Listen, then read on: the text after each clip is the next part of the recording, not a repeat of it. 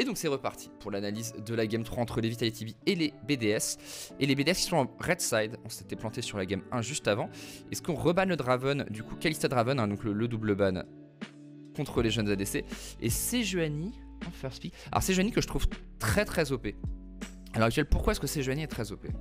Parce qu'elle permet d'être pick en première rotation et ensuite d'être flex jungle top. Assez indifféremment, c'est un bon blind pick top et c'est assez fort jungle. Et moi je la trouve presque meilleure jungle parce que je trouve que elle rend en fait les picks non tank top très forts. Parce que le problème quand tu joues Atrox ou GP par exemple, sans un tank jungle, et bah t'as pas assez d'espace je trouve dans la game et tu te fais one shot en teamfight. Alors que d'avoir une Sejuani, ça permet à GP et Atrox d'avoir beaucoup plus d'espace, de pouvoir se permettre de faire beaucoup plus de dégâts. Je trouve notamment le duo Atrox-Sejuani, je pense, a beaucoup d'avenir dans la méta, notamment pour les Worlds. Et quand Trundle est ban, c'est très fort, je suis d'accord. Et l'avantage du ban Trundle, pourquoi est-ce que Trundle est très fort contre Sejuani? C'est que tu ulti la Sejuani quand elle a son passif, ou même encore mieux quand elle a son passif et son aftershock. Et là, t'es intuable. Et là, Karma. Tu peux pick Sivir, qui était disponible, ou alors tu first pick Lucian. Mais voilà, je suis pas... vous savez ce que je pense de Karma Aze?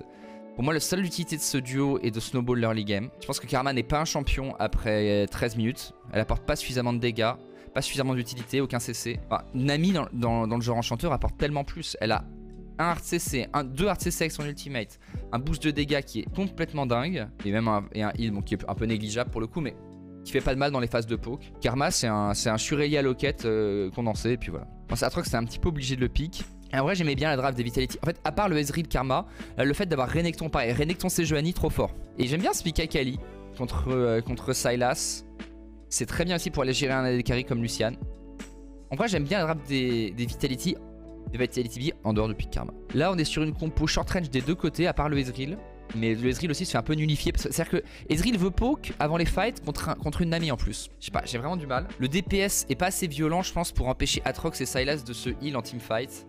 C'est pas évident. Après, tu peux vraiment snowball le topside avec Renekton Sage. C'est pour ça que j'aime bien. Quels sont les match-ups importants là dans cette game? Le match-up bot est extrêmement important. Et qu'est-ce que tu veux dans ce match-up bot, d'un côté comme de l'autre? Les gangs sont pas OP normalement parce qu'il n'y a pas vraiment de CC. Et les deux botlanes sont très mobiles, mais la vision est importante parce que la vision permet à une des deux botlanes de jouer agressif. D'ailleurs, c'est pour ça qu'on a start avec une pink. Hein. Alors, le match-up top, il y a beaucoup plus de pression de kill dessus. Je suis presque étonné que Skins ne passe pas vers le top side, mais je pense qu'ils ont tellement besoin du match-up bot. Alors, c'est peut-être ça qu'on peut reprocher à la draft Vita, c'est que ces deux match-ups, c'est des match-ups qui ont besoin de l'attention du jungle pour pouvoir jouer aggro. Et que pour les rentabiliser, il faut jouer aggro. Donc Skins doit un peu être à deux endroits différents en même temps. Et c'est bien ce que font les BDS. Alors ça, par contre, AirDot, c'est pas terrible du tout. Mais... Parce qu'en gros, les Vitality utilisent leur invade, leur push bot pour aller tenter d'invade. Je pense que les BDS c'était bien, mais là ils ont trop commit. Parce que je pense qu'ils peuvent défendre ce blue buff, maintenant ils peuvent plus. C'est aussi bien de la part de Sheo de réaliser qu'il ne peut plus défendre là. Et de pas perdre son temps. De perdre un camp, c'est pas dramatique du tout. Là, vous voyez, il prend ses raptors, il va topside parce que tu peux quasiment tout le temps farmer sans interruption si tu perds juste un camp. À peu de choses près. Donc ça ne gêne pas ton clear. En vrai, la Sejuani, quand elle va top, il y a vraiment un gros moyen de kill. Hein. Sejuani, Renekton, tu perds CC quasiment ton adversaire. Et donc contre un Atrox, en plus en mêlée, c'est parfait. Atrox est assez faible en fait en mêlée. Quand je dis mêlée, c'est vraiment corps à corps. C'est-à-dire qu'Atrox c'est en fait un champion assez mid-range d'une certaine manière. Parce que en mêlée, à part le troisième Q qui est du coup assez téléphoné, bah, tes sweet spots sont plutôt mid-range. Voilà pour assez fort. Voilà, il s'est juste fait perma CC Adam. Il n'y a pas grand chose à faire hein, là-dessus. Mais en fait, Adam a dû s'en douter. Le problème, c'est que là, Adam est dans une situation compliquée où il a sa mid lane qui est Oum et qui a besoin de crash, ici. Et sa top lane qui a besoin de crash. Je pense, cela dit, que c'était plus la top lane qu'il fallait aller vérifier. Enfin, qu'il fallait aller aider parce que. Ouais, quoique, hein, il a les deux ont besoin de crash. En fait, Adam qui aurait dû respecter, c'est pas évident. C'est pas évident parce qu'en gros les BDS étaient un peu échec et mat sur ce move. Et c'est bien que Skins ait pas reset et tenté un gank. Et il l'a tenté du bon côté. Ouais, pas de chance pour les BDS. But side, les Vita qui mettent de la pression. Vous voyez, c'est le problème que j'ai avec Karma et Ezreal, c'est oui, ils mettent de la pression, oui, ils mettent un peu de dégâts, mais au bout du compte, est-ce que vraiment ils prennent un énorme avantage? Alors là, Jack qui essaie d'aider au push, ils vont faire perdre vraiment quelques CS. Après, Crani, il est pas obligé de back, hein, il peut rester là. Et ils peuvent rien faire. Parce qu'en fait, aussi, ce que j'aime pas avec ce duo, avec ce 2v2, c'est que tu peux pas tant punir que ça un mec. Tu peux pas dive en fait. Au même titre que Lucian Nami d'une certaine manière au passage. Mais Lucian Nami a un vrai potentiel de kill sur la surprise du burst du Lucian. Et sur la culling. C'est pas mal ce que font les BDS.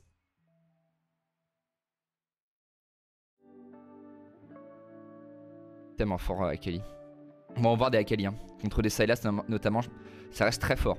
Et ça c'est OP à ce moment là ce duo. Parce que Adam, à cause de sa mort, est pas 6 alors qu'on est à 6-15. Donc ça veut dire qu'il a une wave et demie de retard d'XP. Ce qui est d'ailleurs en train de mourir sous sa tour. Et on le zone en dehors du niveau 6. Avec en plus Sheo qui a pris cher mid en gankant Diplex. Là en fait, si vous voulez, tous les avantages que sont en train de prendre les Vitality. Alors sont dus au bon gank de skins. Et aussi sont dus au fait que les deux solo lanes sont en train de gagner maintenant. Elle les avait mises en difficulté tout à l'heure sur la sorte de fourchette sur le gank qui a fait que Sheo était échec et mat. Et maintenant on snowball la mid lane et la top lane, la mid lane en mettant Sheo low et la top lane en zonant. Sans qu'il gagne hard le 2v2. Et Erdot qui doit bouger, ça fait vraiment pas les affaires de Crowny, même si Jack le suit. C'est bien là, en plus t'as Diplex qui suit.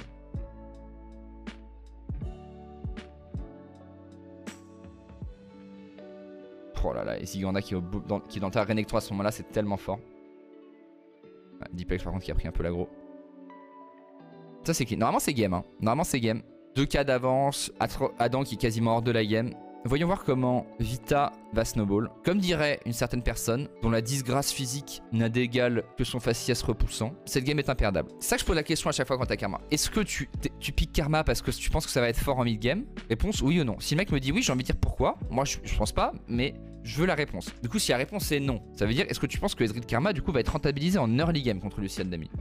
Et là si la réponse est non, j'ai envie de dire bah dans ce cas là t'as aucune raison de piquer Ezreal Karma. Si la réponse est oui, je veux dire est-ce que là, par exemple, au bout du compte, tu as l'impression d'avoir rentabilisé ton Ezreal Karma? C'est pour ça que je n'aime pas Karma, c'est que c'est très rare que ce soit rentabilisé en early game. J'aime bien, cela dit, d'une certaine manière, la réponse à Caitlyn par Karma. Parce que Karma counter la force de Caitlyn et les supports qui sont forts avec Caitlyn. Alors, quel est le statut de l'IM?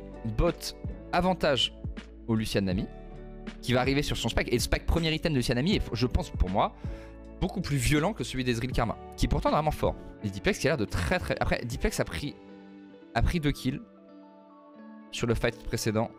Ouais. Yep.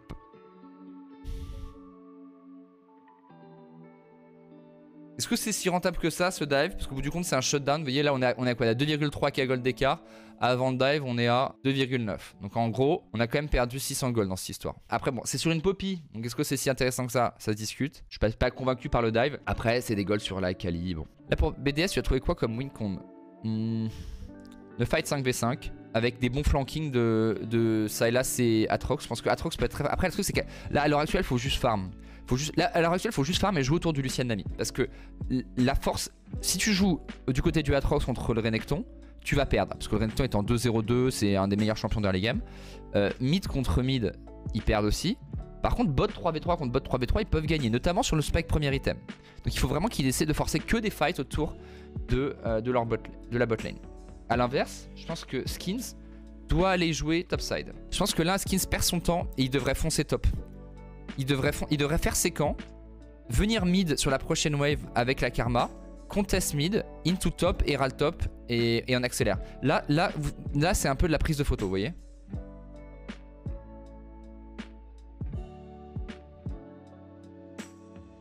Et là, vous voyez ce que je viens de dire sur le fait de jouer bot? Là, pour le coup, je pense que c'est une erreur, encore une fois, de Vita de jouer autour de cette bot lane.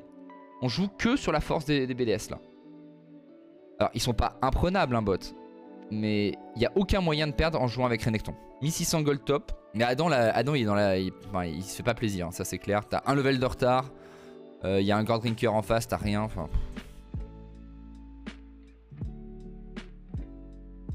Ça dérape. Hein. Ça dérape et ça donne des golds à Crowny. Grosse condition de victoire côté BDS sur le Lucian.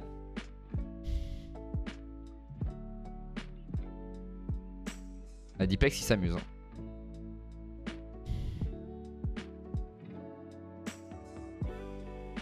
Oula.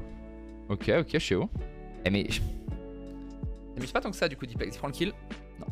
Sheo il joue... Enfin moi Sheo c'est le mec qui m'a... De la même manière en fait que Yak m'a impressionné. Sheo m'a grave impressionné sur le BO.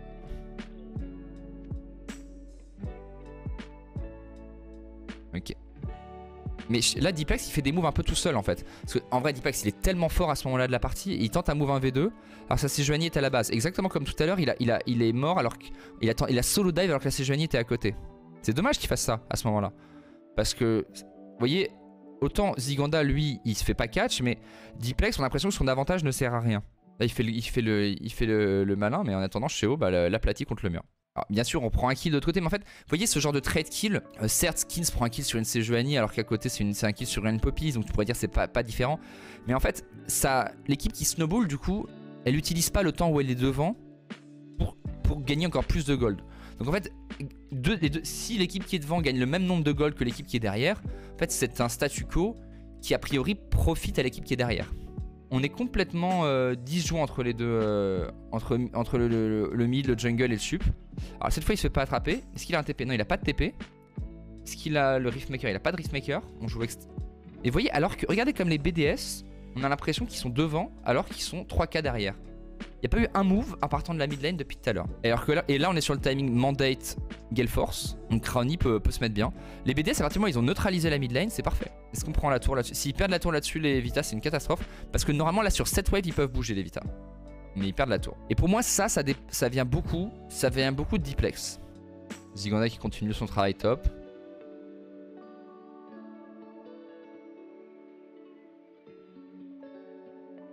Ah, ça mon trade ça.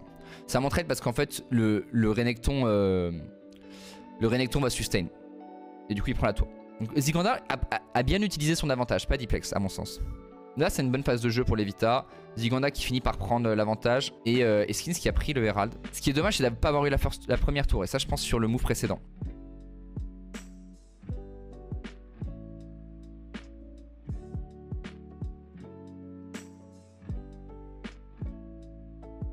Je pense que là Skins de ulti direct, même si Crowny a une... Là je pense qu'il ulti maintenant. D'une part c'est R2T qui prend l'ulti qui se fait stun et ça slow Crowny. Ça va peut-être les permettre de chase plus facilement. Ouais, je pense qu'il aurait vraiment du ulti direct. Mais dans l'idée le move est pas mauvais. Parce qu'en plus on perd du farm bot. J'ai l'impression que Sheo va aller le récupérer. On prend l'Herald. Ziganda qui va aller top. Alors ouverture mid top des Vitality. Alors vous voyez ce qui se passe là. C'est que les BDS ils sont venus à 5 mid. En utilisant le fait qu'ils avaient push bot. Pour forcer ici. Et en fait les Vita sont obligés de reculer parce qu'ils savent pas où est Atrox à ce moment là. Donc ils sont obligés de faire comme si Atrox était là. Heureusement les Vita ont pas continué d'essayer de push là et sont en train de venir vers la mid lane, ce que j'aime bien. Le problème c'est qu'il n'y a pas de TP sur le Renek. C'est bien qu'ils aient fait ça. Et Renekton qui prend la toile bot, c'est bien. Aïe aïe aïe, ça c'est pas bon ça. Ça c'est le moment pas terrible. C'est que tu sais, là les Vita savent, ils savent en gros qu'Atrox c'est bot, d'accord. Ils savent qu'ils sont forts, donc même si Atrox TP normalement ils doivent gagner. Ils savent que là les adversaires vont back par ici. Pour moi, Jack et Skins, ils doivent aller ici, à ce moment-là, ici, là. Pour l'instant, ils doivent être au niveau de Jescla. Ziganda doit push cette wave. Et si les joueurs BDS restent là, tout le monde walk up vers eux. On les force à revenir ici. Et ensuite, on prend cette zone, on coupe la map en deux.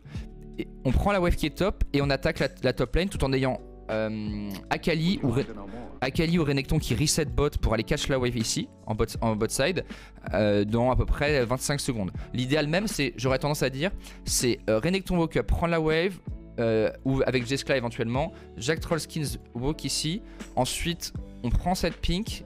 On met une pink, il n'y a pas quelqu'un qui a une pink. Renekton met sa pink là s'il veut. On n'a pas si on a un sweeper disponible. Non, on n'a pas de sweeper. Et reset de Renekton dans le fog. C'est dommage qu'il n'y ait pas assez de pink sur ce reset pour revenir bot. Là il fout du monde. D'ailleurs, Crowny et Erdot le savent. Hein, mais c'est pas assez agressif ça. Karma et je pense que là, Jack et Skins, ils auraient dû être. On devrait perdre quelque chose sur cette rotation de la part des BDS. Et c'est pas le cas ici. Là, les Vita ont ouvert sur deux lanes, sur cette génération. Je comprends qu'ils soient sous pression sur cette génération de wave, mais sur cette génération de wave, quand t'es 5K devant avec des champions comme Renekton et que t'es à 5 sur ce côté de la map, les BDS, ils doivent se chier dans leur froc normalement. Et là, ils se sont juste mis à 3 mètres de la wave, ils n'ont pas perdu de vision et il s'est rien passé. On met assez peu de pression là sur la map, je trouve. Pourquoi c'est pas bien? C'est que, vous voyez, là, encore une fois, les Vita ont la tempo normalement. Parce que c'est eux qui ont fait le move précédent top, il était pas terrible. Et normalement ils ont reset avant les BDS. Donc normalement ce qu'ils doivent faire, c'est ce que font Jack et Skins, c'est que sur la wave qui arrive mid, ils pushent la mid lane et par exemple ils vont top, ou ils vont bot par exemple, ou ils vont top. En l'occurrence devraient plutôt aller top parce que ça là c'est en train de push et pourraient taper leur tourelle. Sauf que Jack et Skins sont disponibles mais Jescla est en train de reset. Du coup, bah, sur la prochaine wave, ils vont pas pouvoir push. Qu'est-ce qui va se passer? Alors que les BDS, eux, sont un peu en retard, forcément. Là, je regarde pas trop du point de vue BDS, mais les BDS, eux, sont en retard pour catch cette wave. Mais du coup, ils sont en train de chill. Crony, il se permet de prendre un red buff alors que normalement, c'était le tour d'Evita. Normalement, là, à ce moment-là, Sejuani, Karma, Ezreal sont en train d'être là, justement. Ils sont en train de woke up pour aider la top lane. Et du coup, là, on avait la tempo et on a Fab pendant une wave. Là, on se regroupe, c'est bien. C'est bien, mais on est 5. Donc ma question, c'est pour faire quoi? Parce que c'est bien aussi de prendre une prio. Là, on respecte du côté BDS. Attends, il y en a 5 en face. Mais la question que je veux savoir, c'est qu'est-ce qu'ils veulent faire avec cette prio? Qu'est-ce qu'on peut faire avec cette prio? On a le Drake dans une 10, ok. On a des T2 à prendre. Ça va être chaud parce qu'on a... C'est un peu chaud de prendre des T2. Il faut prendre de la vision autour de là où on va jouer pour forcer les BDS à avoir peur. Les BDS, ils ont pas peur dans cette game. Ils ont leur petite vision dans leur jungle. Ils vont prendre leurs buffs. Moi, ce que je veux là, c'est aller mettre de la vision bot side. Atrox, il doit être sous sa tour. On joue leur blue buff et ensuite on joue leur Drake. Ça, c'est bien. Ça, c'est bien. Voilà, ça, c'est bien, Skins. Alors ça, c'est bien ce que font les BTS. Pourquoi est-ce que c'est bien de faire des... Parce que normalement, t'as pas le droit d'être là, tu vois. C'est bien de tout le temps faire chier à la limite de à quel point tu peux faire chier. Quel est le spécialiste de ça? Ilisang. Ilisang, il va toujours se mettre... Tu vois, il sait que l'adversaire doit contrôler cet endroit-là. Il va se mettre là. Le truc, c'est qu'il y a des moments, il va se mettre là, il va crever. Mais d'être ici, c'est bien parce que du coup, ça force l'adversaire à perdre du temps à t'en sortir. Parce que l'idéal, c'est quand tu contrôles une zone, c'est que tu terrorises tellement l'adversaire qu'il ose même plus venir. Et du coup, t'as plus besoin... En fait, à partir du moment où tu dois contrôler une zone, l'idée c'est que tu puisses te mettre là tout le temps et pas là. Le truc c'est que si l'adversaire passe ton temps à te tester à l'entrée de ta zone, t'es obligé de la défendre. Jusqu'au moment où il a compris qu'il se fait trop taper sur la nuque à chaque fois qu'il entre, et donc du coup tu te permets d'être là parce que l'adversaire pense que t'es là, et du coup t'as gagné du temps. Mais là c'est une bonne rotation d'Evita. C'est une bonne rotation, mais ils n'ont pas réussi à tuer. L'idée était bonne. Si le but de la rotation est d'aller prendre cette T2, il faut qu'elle soit faite à 5, toujours. À moins vraiment d'être archi-fed. Là, pour moi, Diplex, il joue comme s'il allait revenir top. Quand tu prends la T2 est un objectif tellement difficile à attraper qu'il faut que toute l'équipe soit commit, quitte à perdre une T1 au passage. C'est toujours plus worse de trade une T2 pour une T1. Parce que la T1, en fait, une T1 ne sera plus jamais prise par les adversaires. C'est voué à tomber. La T2 t'ouvre la map et donne beaucoup de gold. Pour moi, là, Akali, elle doit woke up, on s'en fout qu'elle soit cachée. Parce que de toute façon, ils vont pas prendre cette wave. Elle joue comme si elle voulait trap et revenir top. Non, elle doit woke up. Et limite, si la Akali vient là, ils peuvent tuer le Atrox. Et s'ils tuent le Atrox, ils cassent la game. Quand je dis faire une T2 contre une T1, c'est que tu vas prendre une T2 pour perdre la T1 à l'opposé de la map. Parce que du coup, tu t'es commit là-dessus. Mais quand tu t'es commit sur la T2, t'as forcément commit sur la mid lane into T2. Donc tu vas jamais perdre la T1 mid.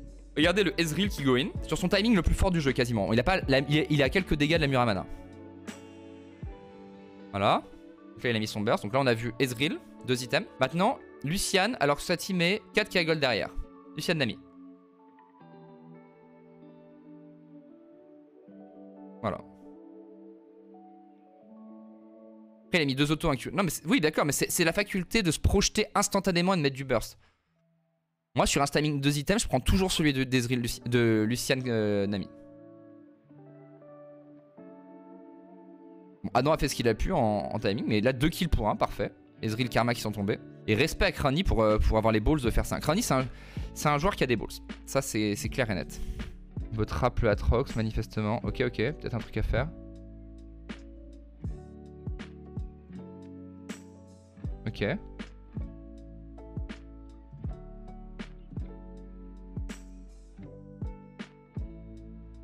J'aime pas. La prise de fight est discutable, mais Renekton est ultra OP dans ce genre de fight, quoi.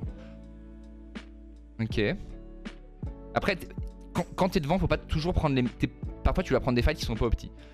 Je pense qu'on s'est peut-être mis dans une situation difficile du côté de Jack et Jeskla ici. Je pense qu'ils là ils vont trop loin, ils doivent revenir là. S'ils veulent trap, faut qu'ils reviennent vers la mid lane de toute façon. Je pense que en fait là je pense que le début du call est foireux. Là je sais pas trop ce qu'ils font là. À ce moment-là, Jack Troll et Jeskla ils doivent se retrouver mid parce que là ils sont bloqués vers une potentielle rotation mid lane. Et imaginez là Jeskla et Jack Troll sont vers la mid lane pour essayer de reprendre cette T1.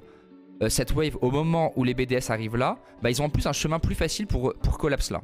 Parce que là le fait que Jeskla se soit zoné lui-même est vraiment pas bon. Mais l'idée est bonne. J'aime bien, en gros j'aime bien la transformation d'une rotation, je pense, peut-être un peu loupée, au flanking de Skins et Diplex. Allez, Ziganda flank. Après, je pense qu'en fait, la Levita, ils devraient réaliser que c'est mort, hein, ce fight. Je comprends qu'ils aient... En fait, la Levita, ils sont frustrés, je pense. Là, je pense que les Levita, ils sont frustrés de se dire, on a Renekton, Ezreal sur 2 items et on peut pas fight. Bah ouais, mais on a fait... là, Jeskla s'est fait quasiment one shot. Le fight d'avant, Jeskla était pas là non plus.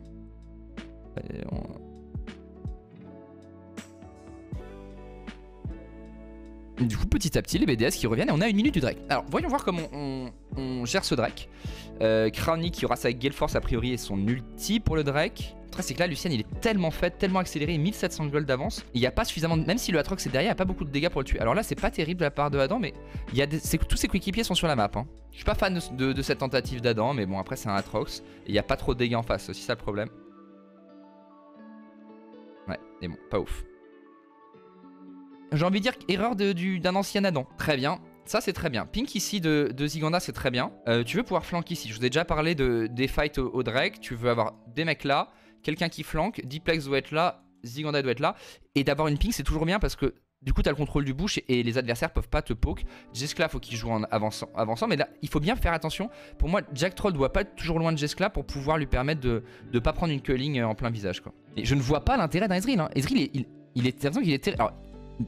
À part l'ultimate. Ok, là un peu de poke, Ok. C'est bien ce qu'ils font les Vitality. C'était belle prise de Drake.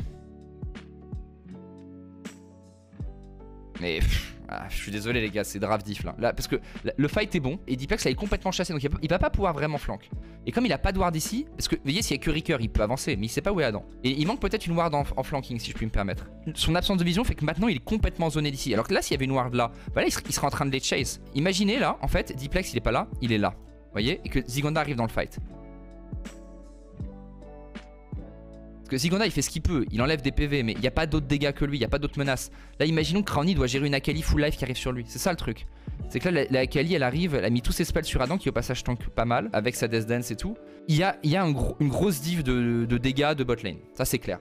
Il y a une draft diff et il y a une vision diff bizarrement sur ce fight. Parce que l'idée était là des Vitality. Ça Crowny c'est pas bon hein, ce genre de move. Pas bon du tout ce genre de move. Il s'en sort bien parce qu'il n'y a pas de dégâts en face hein, mais... Cette erreur de positionnement ne passe pas en LC, je pense pas ouais. Je pense que ça c'est une grosse erreur de Crowny. Mais du coup on a vraiment pas du tout snowball hein, du côté des Vita. Et les BDS petit à petit reviennent, notamment grâce à leur avantage de botlane. Il y a eu beaucoup d'erreurs Vita. Ok, ça c'est bien.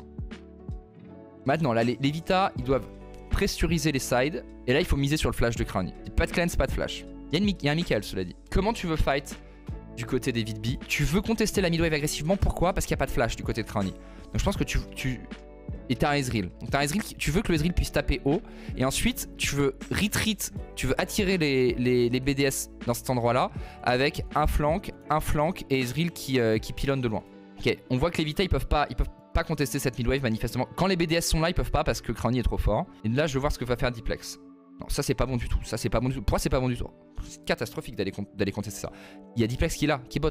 Tu peux pas contester ce bush. C'est bien d'aller en side comme ça mais il faut surtout pas fight là. À partir du moment où il est en side, et il faut les laisser venir. À partir du moment où tu perds à la première mid et que tu as des flanqueurs, tu les laisses venir et tu viens avec des deux côtés.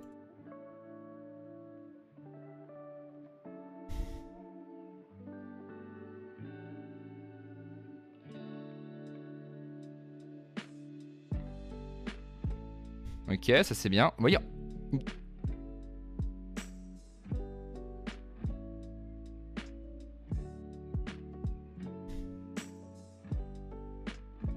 Ok.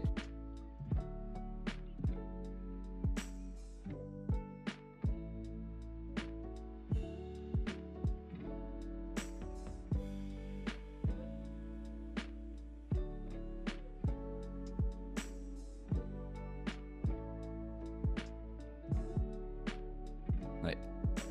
Compliqué hein. Mais après ce fight est pas bon hein. Pourquoi c'est pas bon? Tu vas jamais cross un choke comme ça. Go in comme ça en mêlée contre un... Rien que le Atrox il les explose. Regarde ce que peut mettre un Atrox. Atrox il est full life tout le fight. Enfin... Là on a l'impression qu'ils avaient FF les Vitality et ils sont enfoncés dans un move suicide. Après ils se font outscale je pense du coup. Atrox est tellement free, il n'y a pas assez de dégâts pour tuer le Atrox. Oh là la clean Crowny.